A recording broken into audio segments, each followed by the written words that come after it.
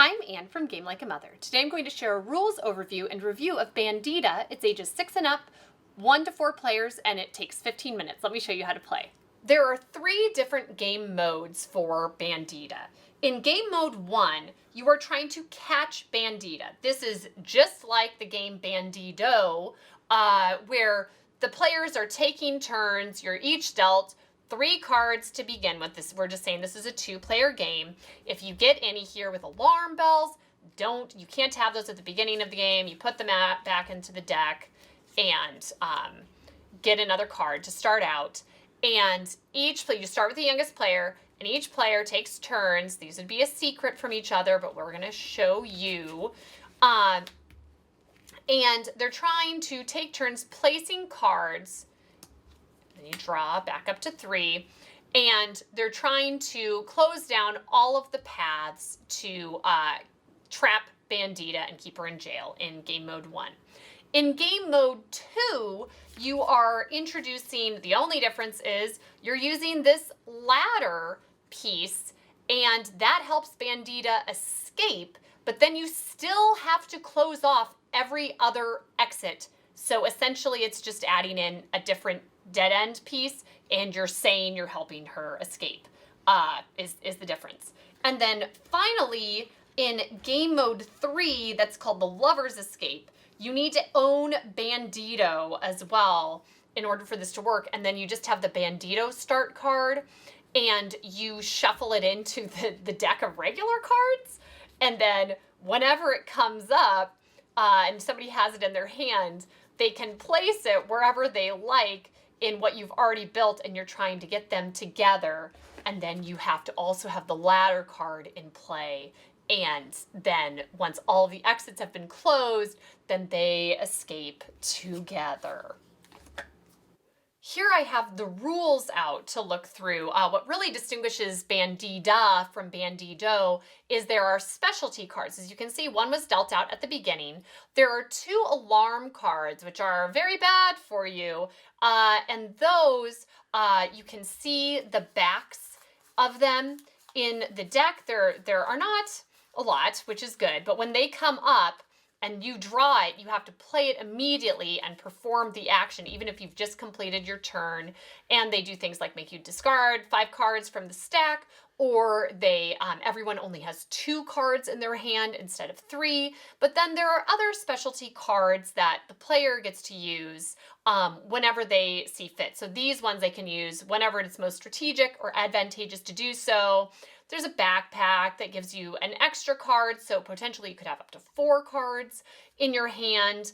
This map card, you get to remove 3 cards from the board, so if you know that's coming, you can throw some really gnarly paths out there that splinter off, and then you can just take them all off in the next turn when you want to. So you'll want to consult this. There are just a few specialty cards, and have this handy so when they come up, you can know what to do with them. So here's what the end of a game might look like. As you can see, they chose game mode 1 and they trapped Bandida in this version of the game, and they successfully closed off all of the exits, so they won. This is a very small example of how a game might run.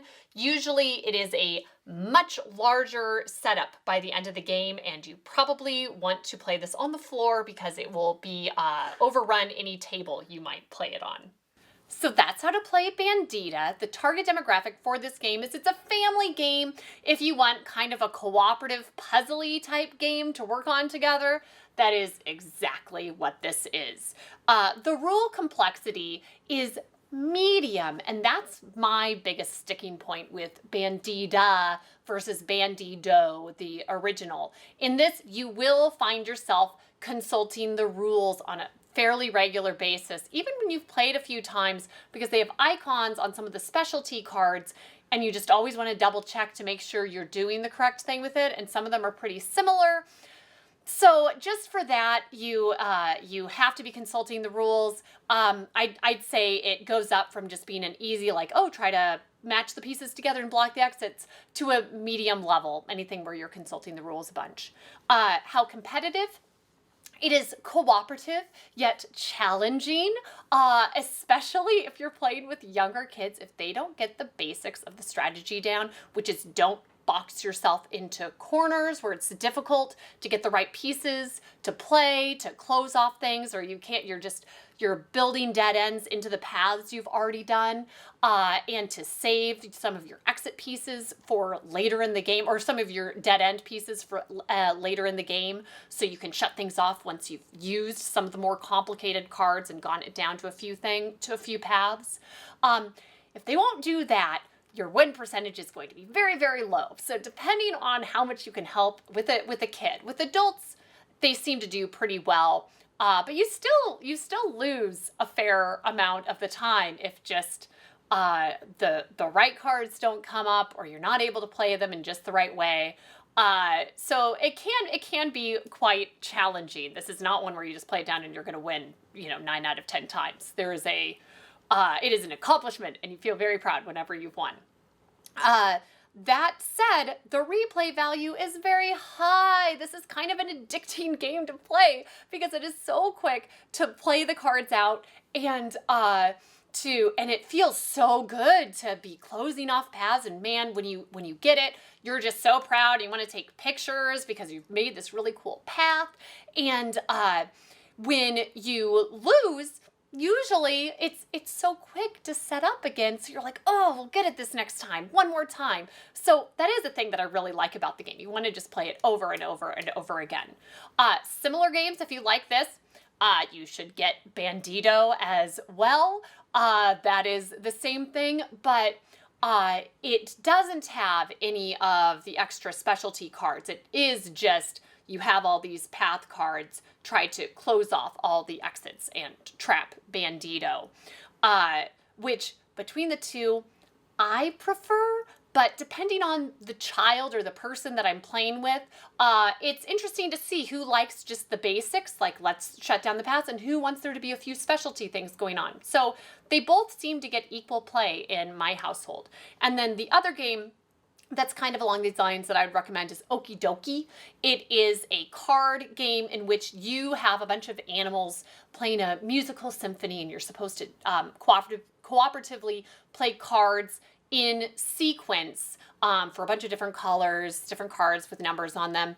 And we have a much higher win percentage with the children. So if you want something where you are going to win more often, then Okie Dokie might be your best pick. But we have just been playing Bandito and Bandida a ton this summer. They've definitely been some of our favorite games, so you should check them out. Thanks, and see you next time from Game Like a Mother.